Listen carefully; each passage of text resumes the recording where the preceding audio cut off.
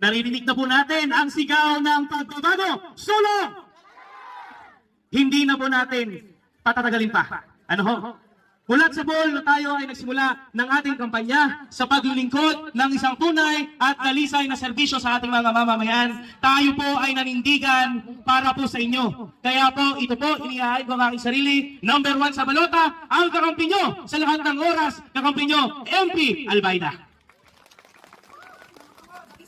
Alam niyo po, malayong-malayo na ang narating natin. Last lap na. Huling kampanya na po ngayong gabi ang amin pong ginagawa. Huling sigaw na po ito na atin nang tapusin ang mapang-aping rehimen. Tapusin na natin ang abusadong administrasyon. Kinakailangan na po natin ng pagbabago at ang pagbabagong yon ay nasa kapangyarihan po ninyo sa Mayo 12. Palakpakan po ninyo ang inyong mga sarili sapagkat kayo ang tunay na magigiting na mamamayan ng kalayaan. Alam niyo po, isa sa pinagmamalaki po natin ay hindi ho tayo kailanman tumalikod sa inyo. Naalala niyo po, binobomba ng kanyon ng tubig ang ating mga Coast Guard.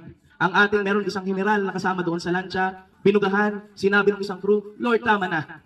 Pero sabi, noong ambassador ng China, kasinungalingan daw yung sinasabi ng kapwa natin Pilipino.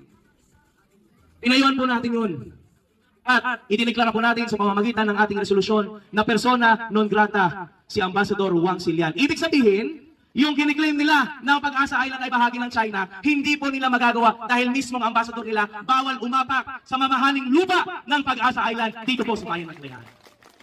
So, hindi po ako magtataka na alala niyo po, nitong mga nakarang linggo, nagkaroon ng hearing sa Senado. Yung kakampi natin sa Senado, number 61 sa balota, Senator Francis Tolentino, palakpakan po natin. Siya po ay tinitira ng mga Chinese trolls. Ano ho? Dahil inuungkat ni Senator Tolentino, maraming mga politiko ang pinupondohan ng China. Kaya yun po yung kinakatakutan ko. Dahil ako po, dineklara kong persona non grata, yung pong ambassador ng China, malamang X na ako sa bibigyan ng mga tsekwa ng pondo pang kampanya. So kung wala pa akong ibibigay at may malaking ibibigay yung iba, ay pag-isipan po natin kung ibebenta natin ang ating pagka-Pilipino sa mga tsekwa. Pero naniniwala po ako, magigiting po ang mamamayan ng kalayaan. Kaya palakpakan po ninyo ang inyong mga sarili.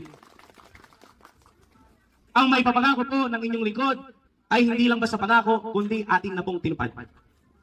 Isang sanggunian na sasalamin sa pangangailangan at mga hinaing ng mga mamamayan. Kaming mga sanggunian, hanggang June 30 pa ang amin pong kontrata sa inyo. Kung inyong lolobin, pagka July 1 po, ako na po ang inyong Vice Mayor. Ganun pa rin po ang aking gagawing tatayuan at tatayaan ko ang inyo po mga hinaing.